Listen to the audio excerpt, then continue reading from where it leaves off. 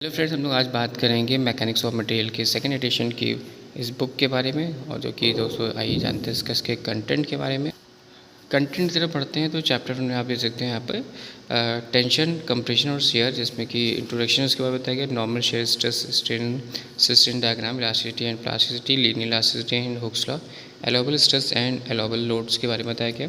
फिर axially loaded problem, introduction, deflections of axially loaded members, displacement diagram, statically intermediate structure, statically intermediate structure for stiffness method, temperature of preparation method, effect stresses on inclined section, strain energy के बारे में बताया गया।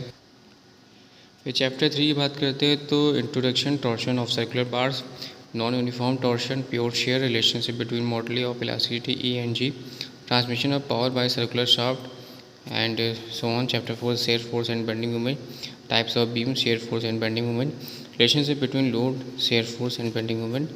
Chapter 5 की बात करते हैं तो stresses in beam, normal stress in beam, normal stresses in beam, cross sectional shapes of beam and so on. फिर चैप्टर 6 की बात करते हैं तो analysis of stress and strain, इसमें plane stresses, principal stresses and strain.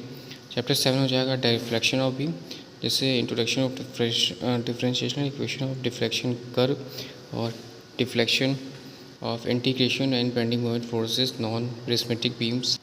फिर statically intermediate beams के बारे में बताया गया, अनसिमेट्रिक बेंडिंग के बारे में बताया, इन इलास्टिक बेंडिंग के बारे में बताया गया, कॉलम्स के बारे में बताया गया है। फिर एनर्जी मैथड्स, जिसमें आप देख सकते हैं इंट्रोडक्शन हो गया, principle of virtual work, unit load method for calculating displacement, reciprocal theorems and so on.